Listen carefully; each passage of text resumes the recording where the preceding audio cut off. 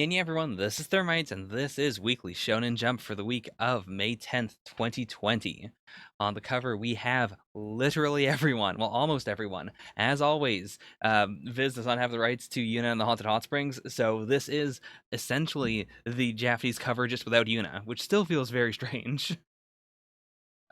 Boy, okay, how do I tackle this? I guess from left to right is probably the fairest way to do so. So we've got Mash in a. See, I don't understand why. I guess it is that he is physically strong, but like I can tell in general, like a lot of these fish are supposed to represent the character. I guess it's just that it's a very basic looking fish, but I can't tell if that's Mash's character or if that is the artist not being able to draw a good fish. Because I mean, we haven't really seen Mash do anything. And honestly, like I'm really surprised that most of these characters have relatively nice looking fish, except for Luffy.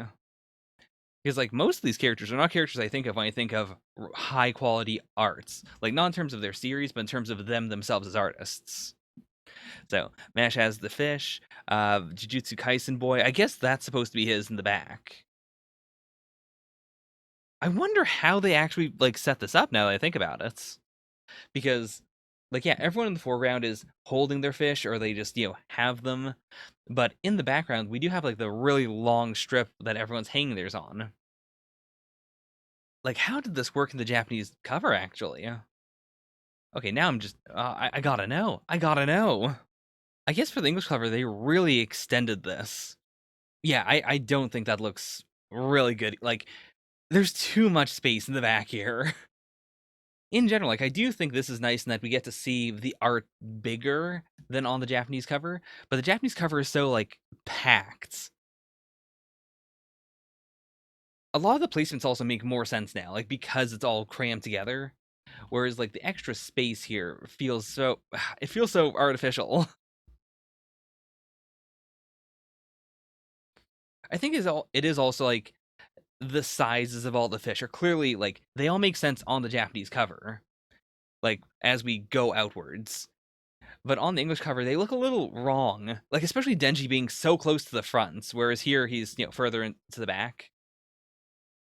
So many of these don't really have the personality of the character. Like even Senku's is okay. Andy's is actually pretty good. Like it's a Fuko fish. That actually feels very characteristic. Boy, what happened to Tanjiro? Like, oh boy, he looks like a 4-year-old. The purport. How does that look over here? No, he still looks really weird here. That does not help. I mean, maybe that is supposed to be Child Tanjiro. That's all I could think of. Because, like, or maybe he was supposed to be, like, super far in the back or something. Because, yeah, like, all the characters way in the back, like, they look more chibi. They look a bit shorter. I think Tanjiro would fit back there a lot better. I mean, out of all of them, Luffy is my favorite just because it has that Luffy energy to it. It does look like Luffy actually painted it. Like, with all the others, I can't really get a grasp on what's going on with each of them. Actually, What's His Face from Bone Collection has a pretty good one because it is, a stylized bone. But a lot of the others are just like, eh. I mean, okay, Deku's is clearly supposed to be All Might colors. Fair, fair, fair. But most of the others don't really seem to immediately pop as, like, a thing from their series or any relation to the character. I guess Yunaki's is supposed, like, I guess she has two tiny ones because they're supposed to represent her siblings. Sure, sure.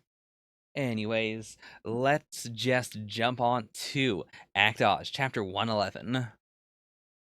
So where we last left off, Yonagi stopped the entire commercial shoot because she wanted to talk to the person who originally made share water in order to figure out why it tastes so bad. I mean, there is method acting, and then there's this. Like I think Arisa's going to say, no, like you gotta be an actor this one time. You can't just go. Oh, and she's actually sweating up a storm. I like the idea that how do I put this? That because Yanagi is such a method actor, like because most of what she does is just actually doing the thing, it didn't occur to her to just act like she had run. And I mean, I don't think we've ever seen her do this specifically, like actually take on the characteristics of the amount of effort she's imagining. I mean, that's not wrong, but it feels really weird for Akira to just be like, yeah, she went for a run in her mind, as if he's ever seen her do this. They have not interacted for like 50 chapters. I mean, I guess it is supposed to be just you're not supposed. How do I put it? The original shoot was they're just on the beach and then she drinks the water. But I guess the point of it is supposed to be the water tastes good if you're like, if you've done a lot of physical activity. Yeah, that makes sense. And I could see why they wouldn't want her to do this because like the point of it is that she looks pretty. So why would you want like a super worn out looking girl to be drinking your water? But I think she manages to make it work. Like she still looks really really good, but then she's got the sweat on her. I think because because she's acting, like because she started sweating without actually having to exert that physical energy. She also doesn't have like, like dust and debris on her. I think that is great though. Like I think I said this already last chapter, but like Kay wants to be able to be a true spokesperson for Share Water. Like she wants to actually like it and then to tell people what she likes about it. So I do think this will lead to a more honest commercial. Like even with the drinking of the water, like there is a big difference between just a celebrity drinking a bottle of water and a celebrity like actually being thirsty and drinking the water. There's a subtle difference, but I think like especially with like a commercial like this, where it is like super zoomed in on her, it is about her. It's not about like any other activity they're doing. Like I think it'll actually help the commercial work better as a commercial. Okay, and so it's not even a like it's not that Arisa thinks this is a better way of acting than what she made Akira do as a kid, but rather she just wants to give her options. She wants to let Satsuki know that, you can do something like this. You don't have to. You might not always be able to, but this is a possibility. I really like the way the mangaka uses like angles and stuff to like depending on the shot. Like they can make Satsuki look really imposing and really like Kohai-esque, and then immediately contrast it with how extremely small she actually is. Like it doesn't take anything away from her, but it does like get you into Unagi's perspective, where she hears this line and she is legitimately really shocked, and then she goes back to going like, "Oh yeah, she's so cute." So are they just promoting something else now? Like, is this supposed to be like they spent 2 weeks doing Share Water and now they're on to something else, or is this also a Share Water commercial? Oh, they're so two-faced. But I guess she's just got to blow them away, right? Okay, so this is also showing off like like she is taking this exact approach to every commercial she does. I guess the difference being that with Share Water, she was kind of like blindsided by it, but at this point, she is now like preemptively trying to figure out what she loves about the product before she actually ends up shooting anything for it.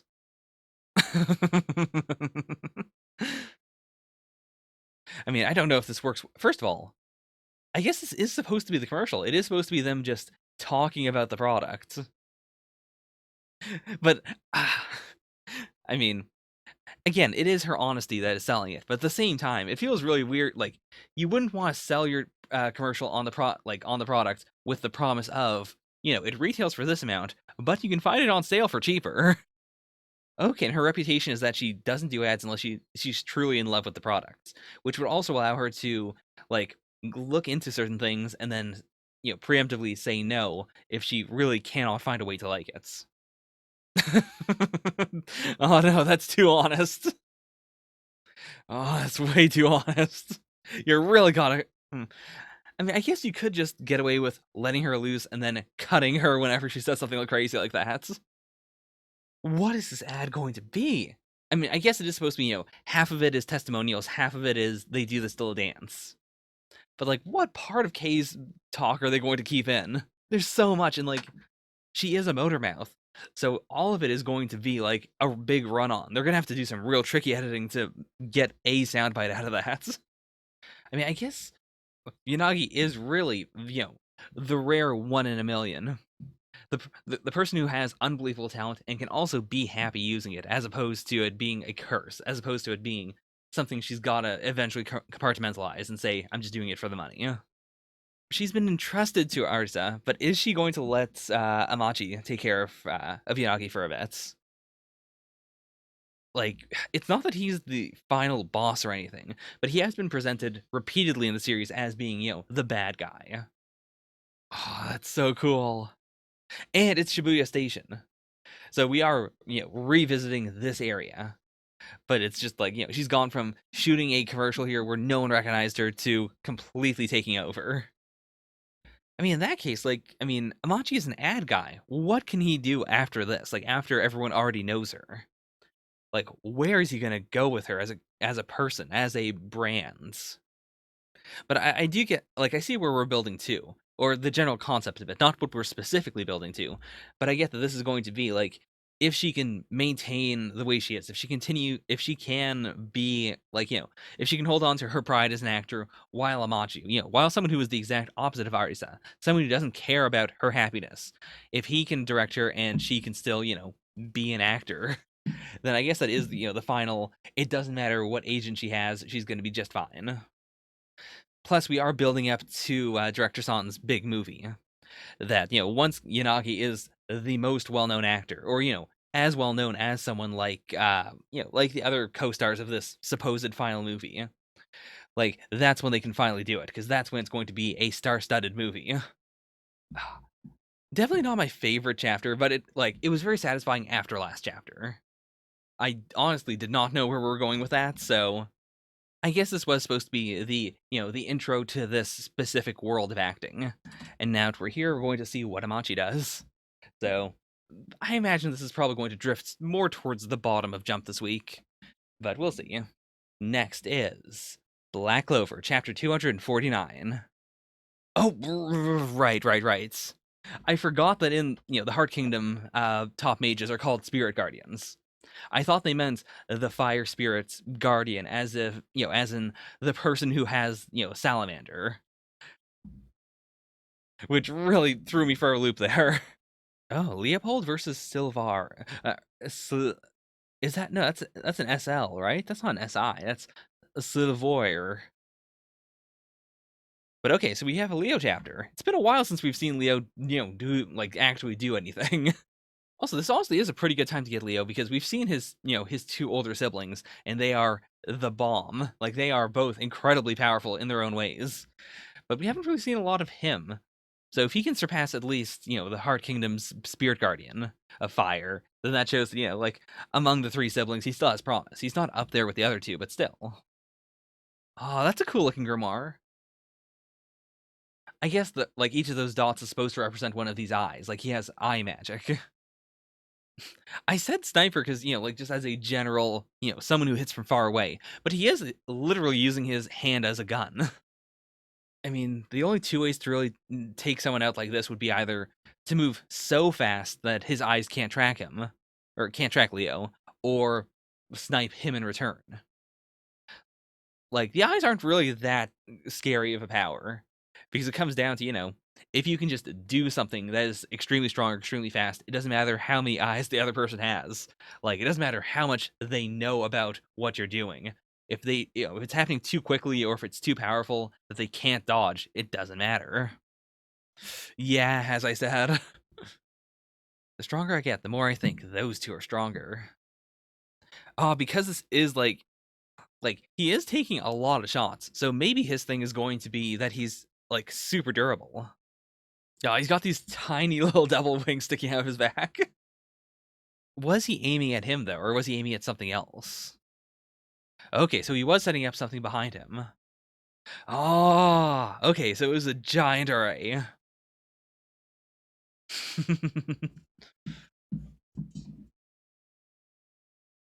I mean, they brought up his raise before, which I thought was just a general, he has talent. But I guess his thing might be just, being able to do a raise really well.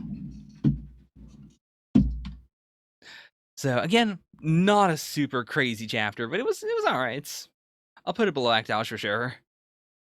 This chapter felt really weird because there wasn't any buildup. Boy, my aim is really bad. But last chapter was yeah, it was this one. It was Luck versus Svenken. Which, with this, we had a fair bit of buildup. I mean, I guess it was just one chapter, but for Black Clover, one chapter is a lot. Whereas this was really kind of dropping us in on this random fights. And I guess the thing is that we're jumping around to where all of the Spirit Guardians were, and what the Clover Kingdom fighters are doing in return. But it was kind of eh. Like, I hope the next fight we get is at least a two-parter. Like, this one seems like it ended. Like, Sylvor is not getting back up after that. Yeah, I'll leave it solidly below Actage. Next is the live stream. Nope. I was lying, I was wrong. No live stream. We are going right to Bone Collection. Oh no, this is Black Clover. Bone Collection, Chapter 2. I want to become human. I mean, honestly, it's not a bad color page. It's just I can never be too excited for a color page super early into a series because like they're rarely ever like bombastic. Like the first color page in a series, like the one in chapter 1, that can be bombastic. But usually if you get one in like chapters 2 and 3, those are usually just here are the main characters that were on the first color anyways, but they look a little different. But like I do like the general vibe of this one, that they're being brought together because of the big because of, I guess this is supposed to be her ribs. But like the more I look at it, the more I think it's good. Like, it's nothing that super special or anything, but it's nice. I like the aesthetic. Okay. So this already happens. So what do they go with? Actually, I guess that isn't a lie. Like, I thought this was the generic, oh, I'm gonna, immediately say, I'm his fiance. He did something weird to me. But to be fair, he did do something weird to her. So I don't think she is, like, coming up with an excuse on the spot. I think she is genuine about this. And, okay, so yeah, so that is the chapter title. She wants to be human, but why? That is my predecessor. Like, not that is my mother or father, just that is my predecessor. Like, I wonder how Yokai World works then. Because also, like, this was translated. The Gashadokuro is a collection of soldier souls, perhaps, who have died within. Oh, okay, a collection of soldier souls who have died without a proper burial. It appears as, and then is an extremely SSS rank yokai. So I guess it would be that like, there's only been like a handful of them, and the last one looked like this, and the current one looks like her. I mean, it's not exactly uncalled for.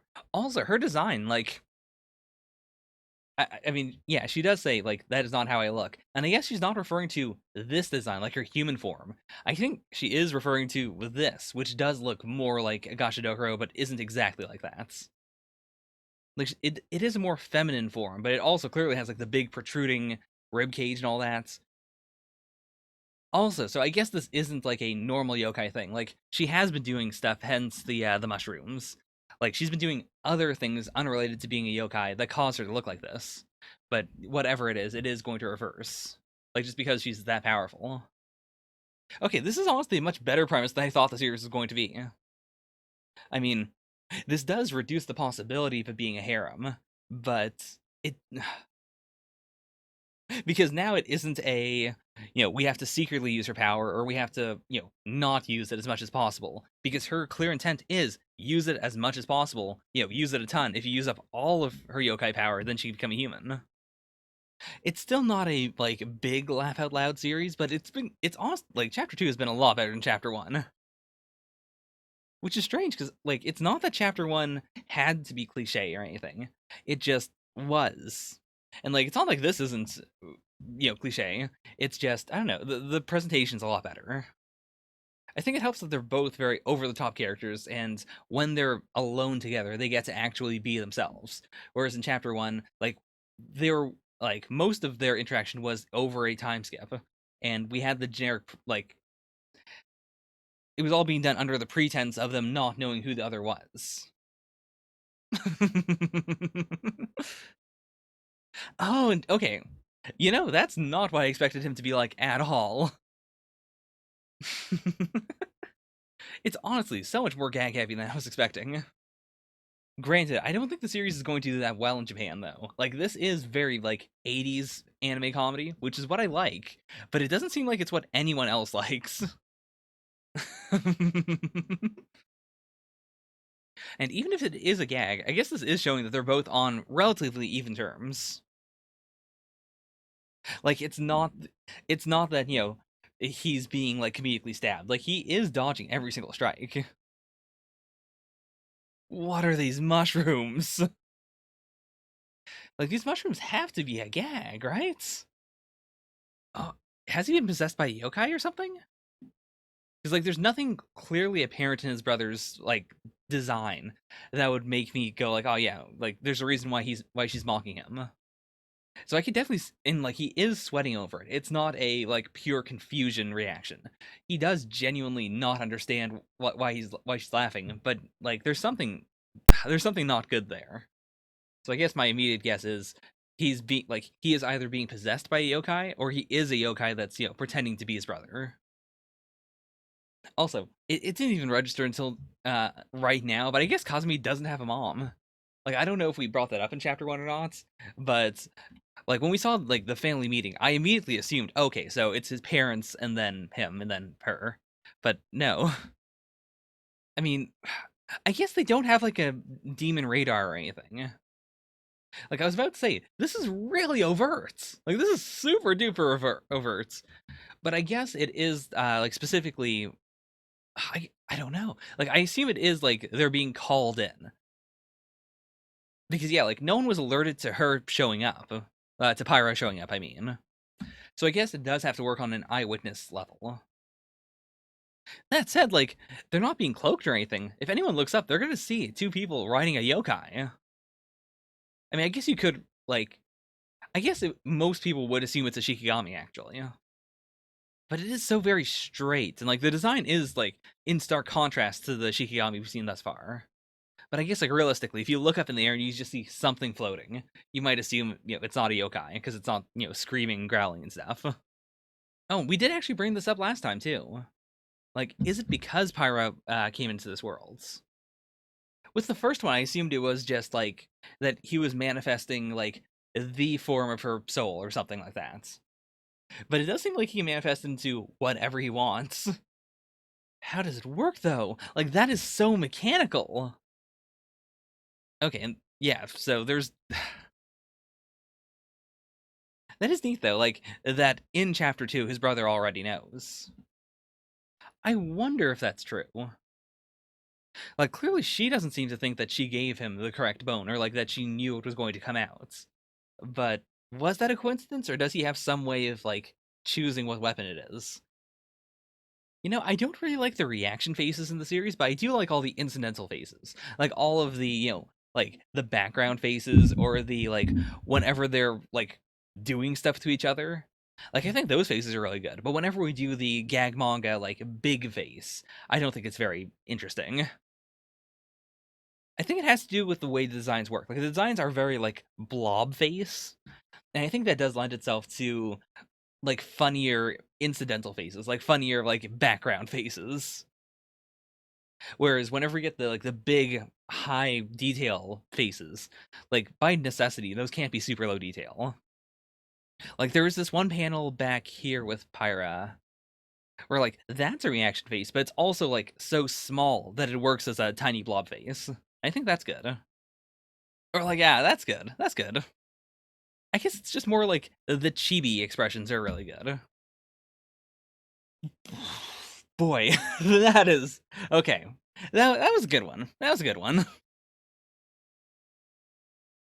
How did she see it though? Like, does she have X-ray vision, or is it I was able to perceive the swimsuit under your normal suits? Yeah, I don't know if it makes up for chapter 1, but this was a very strong second chapter. Like, I get the series a lot more now. Like, not gonna lie, this was definitely I'll give it one more and then I'm gonna drop it. But I'm definitely going into chapter 3 with this one.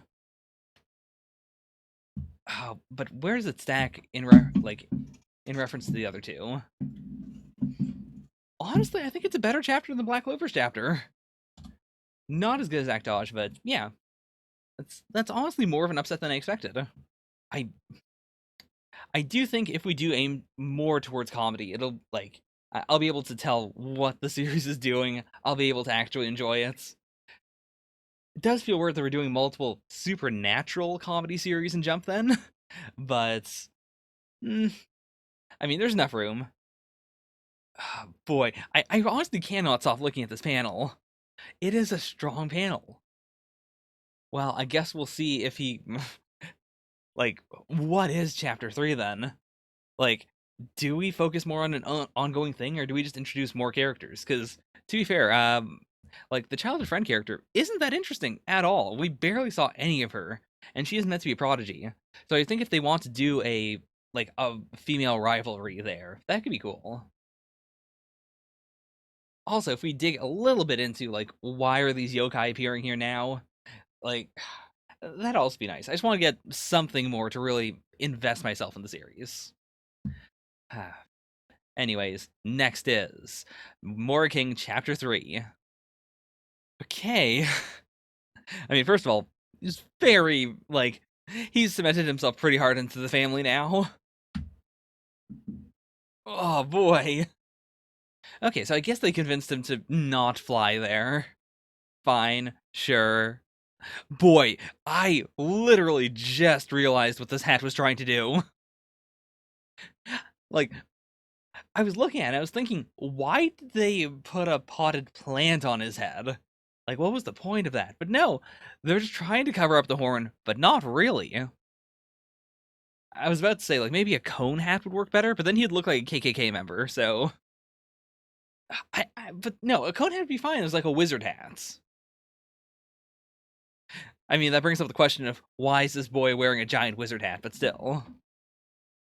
Oh, it's supposed to be hiding the crown, not the horn. Okay, that makes a lot more sense. I appreciate that we have, like, two pages that are almost exactly the same, but the variance in Shoko's reaction face is legitimately very good. I think it'd work better if we swapped them around, though.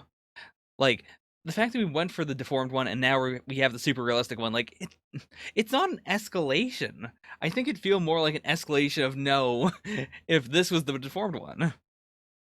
Morking's really the epitome of act like you belong. Like, no one else besides Shoko has a problem with him, and the series doesn't have the the magic. No one really notices. Like, everyone has been very realistic in how they view him. The difference is just he doesn't act like a wacko. Like, he does things and they're weird, but everyone accepts it as like, sure, I guess that's fine. This is actually a really bold statement because it is saying that he is the insect king. But being the insect king does not mean that he rules over the insects. It means that he is going to rule the world. Like, he cares for all animals. That also does potentially open up the possibility of other kings. Like, apart from just the insect king candidates. And both in a comedic and dramatic sense, like, she is actually, like, she has cracked open now. She is admitting, okay, there are some times when it's okay to fly around. Okay, how's this going down?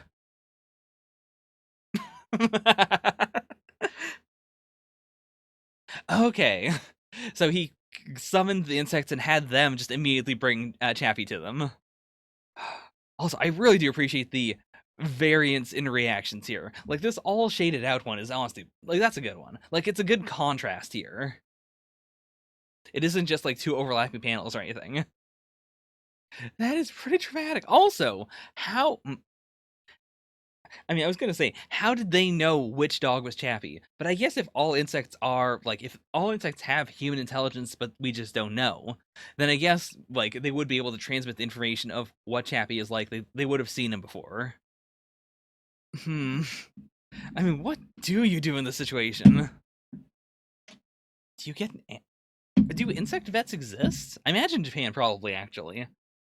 Like, I had more to say about Bone Collection because Bone Collection is the first chapter was pretty bad, but Moriking just continues to have like a really good balance of comedy and like slice of life is the wrong term for it, but it's not one specific genre. Like, we had a little fighting arc, we had a like home drama arc. I guess this was also the sort of home drama. Like, I guess it is mostly a family series actually, with the idea of Moriking being the the new entry into the family. But man, it does nail that like dividing line between this is like how do I put it? There is essentially one gag, but they are making it work really well. And I guess we'll just see. I feel like I'm going to drop this in like 2 volumes or so, because I don't really like reaction face comedies very much. Like, I could not get into Bo. And so far, like, like, the main Tsukomi of the series has been Shoko just screaming no while staring at Moriking. So I feel like it's gonna wear its welcome out pretty fast, but maybe the series is doing that now in order to, to get the cheap laughs while the mangaka figures out how to do good laughs. And if so, that's fine. It's fine. Next, we have Undead Unluck, Chapter 15. So it's so it's Shen, but he has like just the caps of his the staff he's been using this whole time. Is this a Nyoibo? Like, I guess it's not the cap. I don't know why I immediately assumed the caps instead of it grows and shrinks. Like, that is something you wouldn't usually jump to, but like it is shown in Jump. We did have that long stretch of jump starts that all involved Journey to the West in some way for no real reason. Like, it wasn't a stated thing; it just was. So, and yeah, like he has the whole like the very Chinese aesthetic going on, and like artifacts do exist. So this could be like the staff of Sun Wukong. Okay, so it does extend. Also, like we know that this it is unbreakable. Like it was presumably made by Unbreakable. So does he have the ability to like confer additional properties to the staff, or is this an application of Shen's ability, or is it just an artifact that, huh? Like, can artifacts be manipulated by negators? Like, not in the sense of can a negator use one, but like, can you negate an artifact? And also, like, I guess just in general, like, are artifacts connected to the rules and negation? Because that has been the main thing of the series. But the artifacts, like, we know so little about them at all that I guess we don't have any lore to go off of.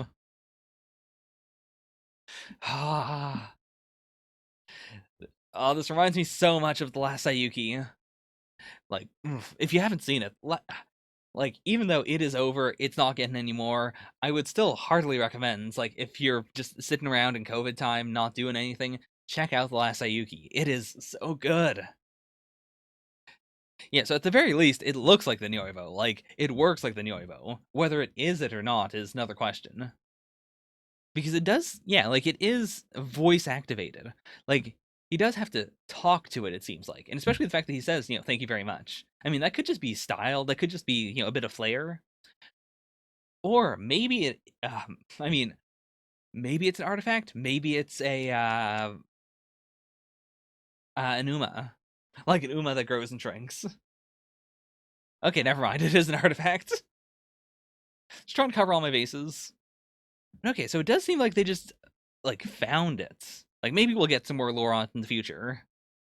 But the fact that we got, like, boxes for it makes me think that we probably won't. Why does my body approach you on its own? Ah. So it is Shen using his negation ability, which I still do not understand. Because this, like, it isn't freezing someone in place now. This is, like, actively making Spoil move towards him. Oh, so we are getting it. Exit on target. Okay. So once activated, forces the target to perform the exact opposite of any action he was trying to take. Hence why, like, with Fuko, I assume she just wanted to move, and therefore she didn't move. But still, what is that? Like, is it unwilling? Is it unwanted? Uh, un. I mean, we gotta get it now, right? Like, because also we're getting the boxes. Like, this isn't information being conveyed in series, which is why Shen's ability has been so mysterious. Like, we are getting. Oh boy. We also haven't really had a lot of narration in the series. This chapter feels really weird for that. Any conscious thought that enters the target's mind is negated by Shen. So is it maybe unthinking? Like, unthinking would not make me think of, like, reversal. something more. I'm definitely siding with something closer to like unwanted. Uh, to activate this ability, a certain condition must be subconsciously fulfilled by the user. This is also the first time we've had anything like that. Like the idea of a negator needing like some sort of thoughts in them, or like just a criteria in general. Which also opens up the possibility, perhaps, of like Andy being able to turn off his undead because there's something keeping it on in him. What does spoil mean by vessel? Because like he does say it as, this ability is glitch in the system, but it seems like all of the negators would be glitches in the system then. I guess the difference is that the other negators he has seen, like presumably he's only ever seen, Andy, Fuko, and Shen. And Fuko and Andy are both like self negators. Like they negate something related to them, and it's automatic. Whereas Shen is completely different. Huh. Okay, one condition needs to be filled to activate this ability. The user must become fond of his targets. Ah, untruth. Okay, that's also just such a bigger concept than I was expecting. But considering how much of a mystery it's been and how we've been building it up, it makes sense that it would be something that big. Like he negates truth itself. And that explains why he's always cheery, like because he has to like constantly consider ways in which he can become fond of the people he's fighting.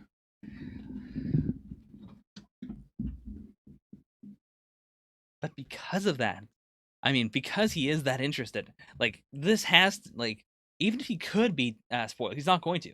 He's going to find some way to make it an Andy versus spoil fight so that he can then force Victor to come out. It is interesting that, like, I guess the rule, like, the Uma don't like surpass the rules. Like whatever they do must, like, they can influence things. Like presumably, I guess I hadn't even considered it, but yeah, I guess spoil has to have a lot of bacteria around it, and then it's forcing those bacteria to to spoil at an accelerated capacity. Yeah? Like the numbers felt very magic, so I figured, okay, they're probably magic. But if it would make more sense if the rules create like if they are systems, if the existence of the rule spoil means that spoiling exists in the world and therefore bacteria exist and therefore the Uma, the manifestation of that rule, has to follow the rule. Like it's a rule, it's not just a concept. I really like the phrasing of glitch in the system because yeah, like the rules are they aren't a concept. They are just this exists. It is it's the negators that are the ones that make it more conceptual. They're the ones that say this entire part of the universe does not apply to either me or to what I don't want it to apply to. Oh boy, this panel is so good. Okay, so I guess this isn't what Andy wanted. That would also explain his expression. That he assumed that the most dangerous thing in this area would be the gunpowder storehouse, but it wasn't. Like he hadn't predicted that maybe it would be easier to create a fault here than it would be to blow up this the gunpowder house. And yeah, with a UFO, it should be possible to just shoot spoil into space. And this is great because my immediate idea was, sure, just use Norbo to shoot Spoil into space. And you could say, well, sure, but what if he wiggles loose? But it doesn't matter because Shen inherently wants this to be an Andy versus Spoil fight anyways. God, oh man, I love Shen so much now. Like, because also it means that it is a kind of disingenuous smile, but it's not. Like, he can't fake anything to his ability. He has to genuinely enjoy the person he's fighting, or he has to genuinely, appreciate the thing he's going to negate. I think this really defeats the purpose of why he wanted to do this, though, because he's not going to be able to see anything in space.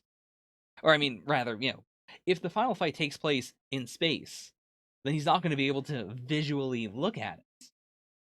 Unless to be fair, the Union does seem to have some way to, to remote view other locations. So maybe they will just go back to base and I mean, what am I saying? Like they're looking at it right now. So they have to have Like, if not satellites, at the very least drones or something. They're going to be able to see this in space. The main thing is really just the Shen isn't going to be able to see it with his own eyes, though, which I think kind of defeats the purpose. To be fair, if the point of this is that he wants to eventually fight Andy, then he doesn't need to see it with his own eyes. Like, it's good enough if he gets a recording. Like, it's been so satisfying to and this chapter is called Truth. And for some reason I looked at that, I didn't consider that, the chapter is the chapter is Truth because we learned about Shen's ability, which also, like, it doesn't explain why we hid it for so long, but it does thematically work. That we've hidden it all this time because it is his ability is to negate the truth. So we as the audience didn't get to know the truth about his ability until later. I'm sure that won't work for future characters where we don't see their ability for a long time, but for this one, it works. God, Undead Unluck is so good. I mean, it easily beats everything thus far. I mean, it's a little contentious with Act Dodge, but I don't think this was a fantastic Act Dodge chapter. It was just alright. Whereas this it was cut above. Next is Chainsaw Man chapter 68. Dark Power. Now, Dark Power, I imagine, is, the shadows, the darkness devil. But we are seeing the title overlaid with Denji, so is he gonna show off some dark power, perhaps? Ooh, that's cool. I mean, it is immediately countered, but still, like, the saw blades in the feet that's a neat little move. I haven't really brought it up at all, but the dolls being able to just make any part of them sharp is, like, it is a powerful ability.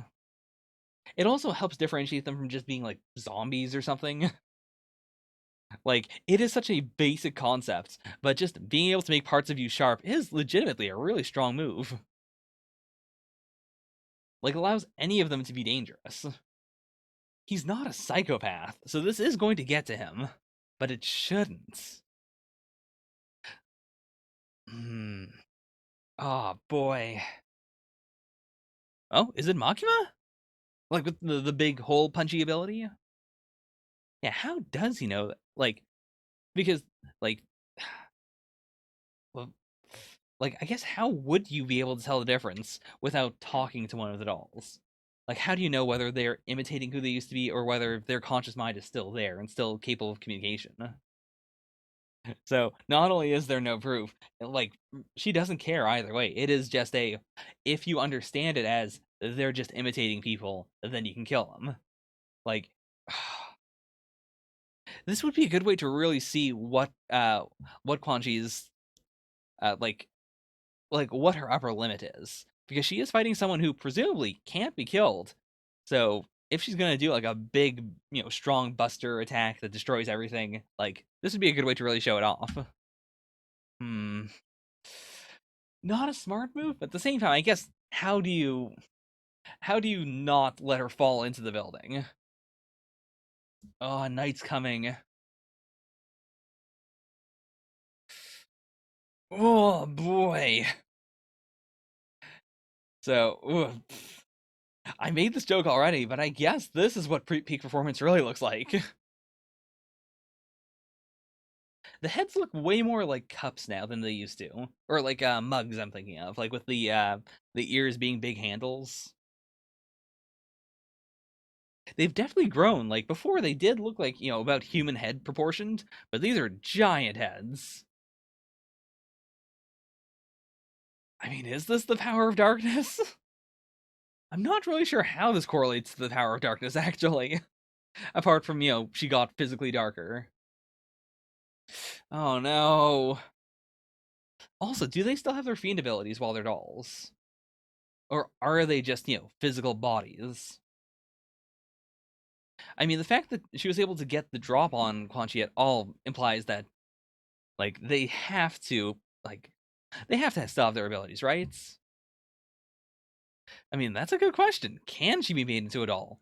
Presumably not, though, right? Because, like, whatever Denji is, he is immortal, so she should also be immortal.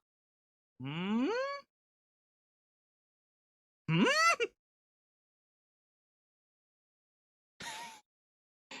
This is the definition of a Denji 200 IQ move. I mean, I say that like it's a joke, but he is immortal, so I guess that's fine. And he is right. Like, it is lights. The big question, I suppose, is how much darkness does she need to be around? Because it's nighttime. Like, as long as she goes literally anywhere, she'll be fine. So I suppose if there is a specific weak point in her, like the heart, if he destroys her heart, does that still kill her? Or because she's a doll? I mean, I've also been assuming this whole time that she is, in fact, like she is German Santa Claus, or she is, the devil. But what if she has been a doll this whole time? Like, what if, old man German Santa Claus not around anymore? He sacrificed himself to the Hell Devil. But if she is like, if this has been a puppet the whole time, then that would also make it very difficult to fight her, because presumably the darkness could just keep on reassembling the doll. And like, how do you destroy the tiny bit of darkness flesh there? Well, never mind. I guess by keeping it in lights, right? So never mind. It might be doable. The thing really is just that it's nighttime. Like, if she just needs to be in a little bit of darkness to be invincible, then she's got it. Everywhere, literally everywhere, unless they throw her in like a giant light room or something. And they are just at like at a gas station. So if she destroys all the lights there, then all they have left is Denji's burning corpse.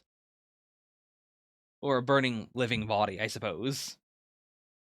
And we never did get I mean, to be fair, Denji did stop her, but we don't have confirmation on whether Quan Chi can or can't become a doll. If dollification is possible with whatever they are, that also raises the stakes significantly, because then it's not just let Denji be around for a while and eventually he'll come back. Like, if this legitimately works on Quan Chi, then Denji's in real danger for the first time in the whole series. Like, legitimately, since I mean, anytime someone's tried to steal his heart, I guess that has been legitimate danger, because if the heart gets moved to someone else, presumably he's not coming back from it. So never mind. Was this more or less interesting than Undead Unluck? I think it was a little bit lower. I think it does still beat Actage, but not by much. I mean, there's not a lot I truly loved in this arc, though, or in this chapter, I should say.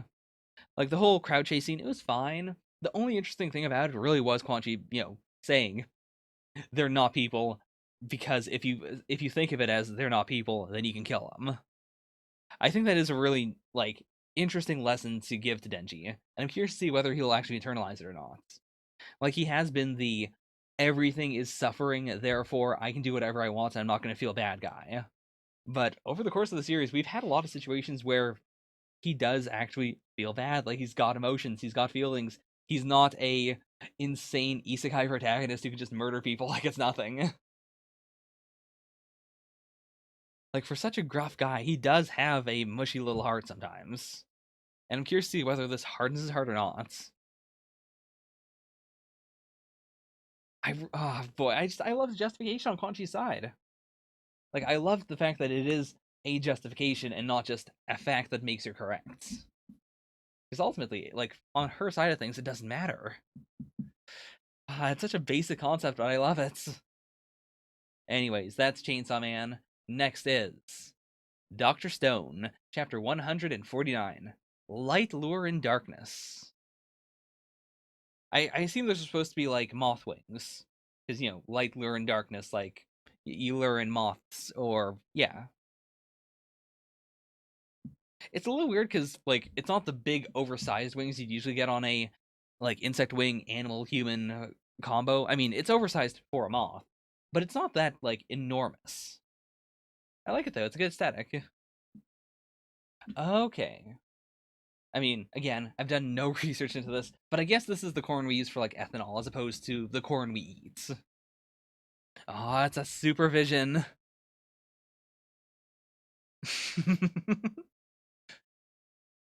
It's wild that like we didn't have like a net or anything. Like like they have nets, but to make it super badass and shonen, she had to use chopsticks for it. I mean, it worked. That's really badass, but still. Like clearly it seems to be a little suspicious, but for what reason? Why is it suspicious? Like is this a man-made situation or is it just a like, oh, we accidentally lucked into a really good like moment? Cuz I guess yeah, it would be really weird to just happen to cross this corn that is like falling into the river. Oh, that's the sun. I thought this was like, mm, I don't want to say aliens, but I thought this was like an explosion or something. Like, what? But I guess that is just the sun. Like, this is just a time passing moment. Maybe, unless Y-Man dropped in corn kernels from space. I mean, this could be Tsukasa, but if it's not, then it could be someone like tapping their communications. I mean, this is very horror-esque. So like, there's no reason. I mean, there is a reason why they would show Tsukasa in a horror-esque aspect, like just to freak us out a little bit. But this is very uncharacteristic of Tsukasa. Like, there's no way. There's no way. I mean, and we do have the crazy flowing lines of good combats, or sorry, Boichi combats. So as the cover hinted, they are actually summoning moths for some reason. Okay, so I kind of figured that we were going for the this is like, well, I was thinking more like it's a trap. But if there are moths here, then this confirms that regardless of whether it's a trap or not, there really is corn here, and there's way too many of them. So okay, and Tsukasa's here while the scary thing is happening out there, so definitely not him. So it's gotta be an enemy, right? This is a really good build to like whatever crazy jump scare is about to happen. That's a that's such a weird Inigaki-esque like comment. Like, listen, guys, we're not saying that bloodlust exists in this universe. When someone says they smell bloodlust, they're probably just smelling the byproduct of adrenaline. Like, that's actually a very like Senku-esque line, or a Senku-esque like thing to note. It doesn't feel very Tsukasa-esque, but I guess like I'd rather have Tsukasa say it than have Senku pop in out of nowhere to say it.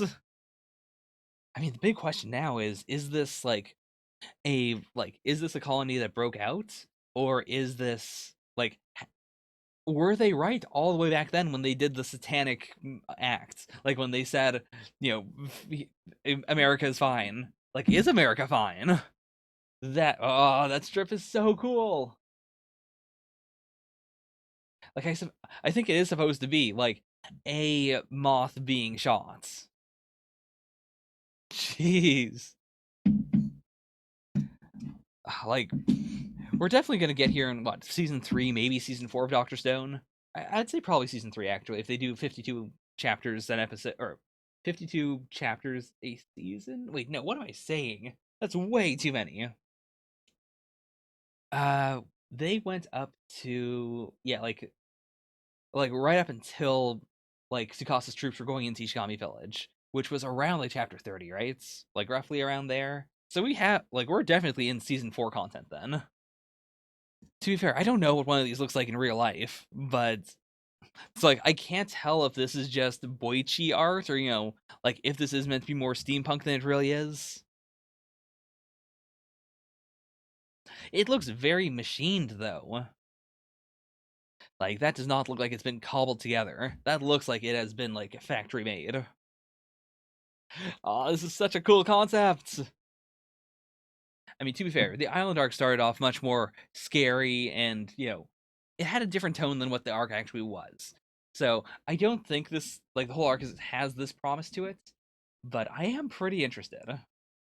Like, this is just such a cool concept for like the ongoing series in general. Oh boy. I mean, I don't want to speculate too much right now, but God. Also, was this a shorter chapter than usual? No, it's normal. It's normal.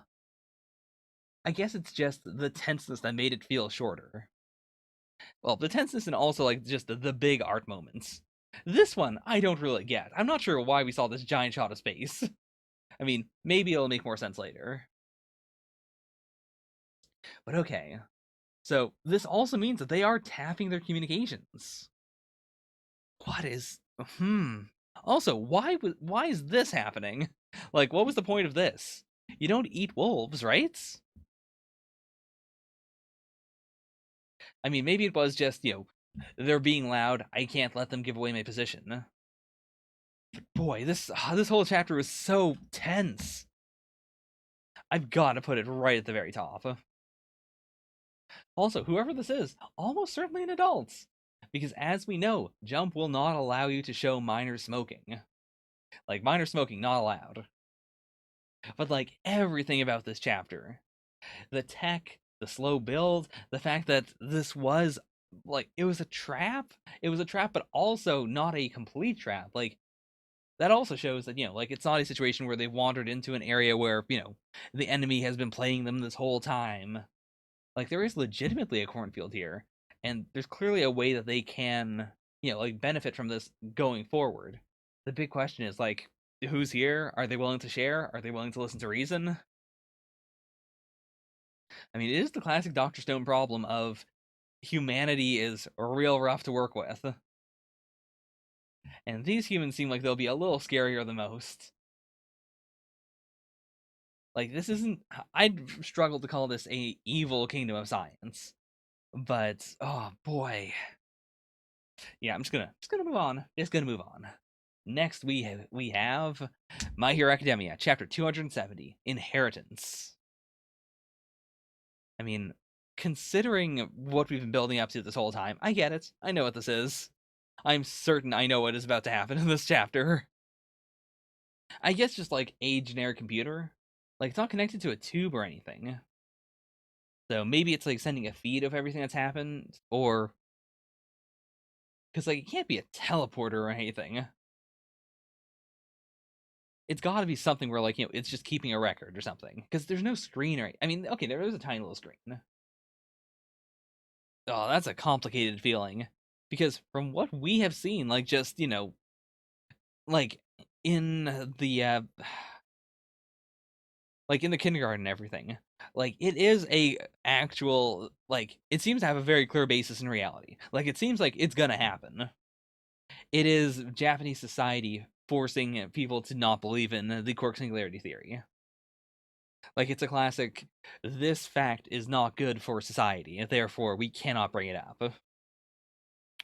I mean, not really a problem considering all the quirks in this building. What are we building to? This page feels like a building to something page. Like it's not just a ramblings of a madman page. Doubles my lifespan while sacrificing physical mobility. How does that physiologically work?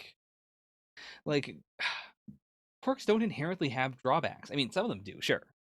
But a lot of time it is like, it does this and it doesn't protect you from this aspect of its ability. So, like, how this manifests. I mean, maybe it's just you do less and therefore your telomeres don't break down as quickly. Like, you physically can't destroy your body enough for, your body to then have to heal from it, which means that you're not destroying and repairing your body very quickly, so your life is longer than most. I mean, I'm sure he has backups, but even then, like, I get Mike. I get this concept of, like, the disgust I'm feeling is overwhelming my rage. Like, without the doctor, there, like, All For One definitely would not still be around right now. Like, just in terms of everything he did. But this is a very specific, this thing is the reason why, he has been around for this long at all. Right now, I'm too close for comfort to something seriously revolting. And, like, oh, just all the, like, ugh, the sweat and the tears dripping off of his face. He does seem unbelievably gross. I wonder if he's baiting him then. Like, is this a situation where he's like, just kill me right now?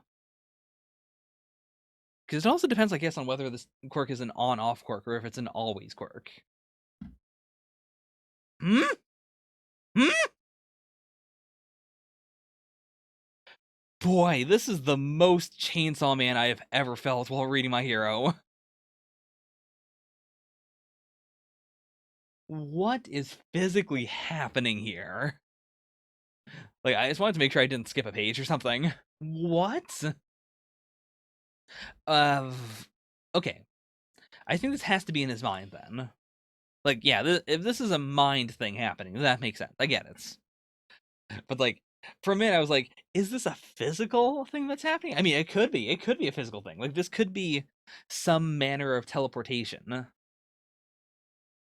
But then I wouldn't know what this physically would be, like in the lab. Oh boy, I love the perspective on these hands too. Like, I was just like there's like they are building sized, and the perspective is so good. Like, especially this hand. This hand is so striking. I mean, Horikoshi has said he loves drawing hands, and I get it. I get it with the shots. This is hand pornography. I mean, I guess this is then saying that she was the one who brought up that he killed the dog. These expressions are so different too. I mean, first of all, like the hair colors denoting the different time period, like not the time periods, but like what he physically. Actually, that's actually really interesting. Like, he didn't change his self appearance when he was thinking of his sister. Though I guess that's because of what he's saying here. Like, yeah, that stuff doesn't matter anymore. And also, he's smiling there. Like, I guess it is that he doesn't mean her any harm. Like, he isn't upset at her at all.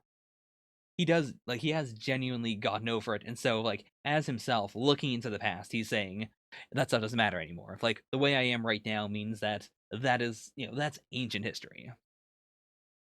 Whereas he sees his mother, he goes back to being a kid instantly. And he's not smiling, but he is also, like, he is in a state of vulnerability. He does see her as being a giant compared to him. And then here, like, is he transitioning his form, or is he going to, like, it? Is this like a Dobby-esque look for him? Yeah, it is. Like, I guess this must have been after he met All For One. Like, his hair is turning grayish a little, but not really. Like, it's more intermixed. I wonder if that's a. I mean, first of all, he goes back to his current states. But is he saying that just because it's a weird dream and he's looking all blobby, or is this a legitimate, like, is he using some sort of ability to do this? Also, I do really appreciate the visual of his father being shattered apart and in the same place as All For One. In the same way that he, quite literally destroyed his father, and then behind him was All For One. I mean, not literally, I guess, but it's good representation of that whole, like, part of his life, I guess, or like the transition from normal childhood to being trained. And we're getting the shot again of the 75%. I mean, I'm not sure if it was lower before, but it's definitely stuck at 75 now. Hmm. Okay.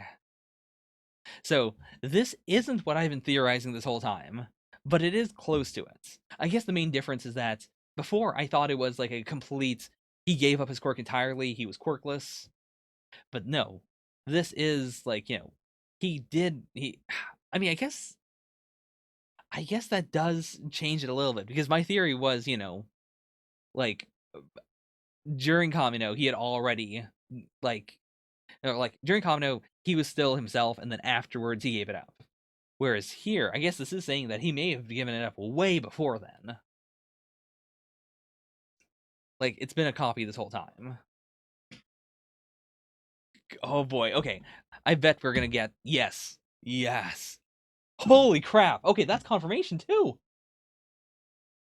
Like, I turned the page because I thought, like, okay, we're gonna see like the whole side profile, and then we'll see, like, where each hand slash set of hands are. Also, I guess the random guy is also here. That feels super weird. I mean, it felt weird from the start that it was just some dude before, but now some dude is also here, also saying stop. But I mean, that's a big confirmation. That's Nana. that ain't no bonus. I mean, I've been pretty disappointed in the anime, and I'm going to continue to be disappointed in the anime unless they take out all the stops for this specific moment, which I don't think they would. I don't think that'll like. I don't think anime plebeians can understand how cool this scene is. I don't think it's possible. Which sucks because I would like if we could just get some My Hero scenes in an OVA, like just an OVA that is outright, we couldn't animate this good in the anime, let's just animate it now. I would love to see this scene. Okay, so I guess this is supposed to be, yeah, like it is just a loose plug that shocks, it shocks Shiggy and then actually like revives him. Like he was legitimately dead right there.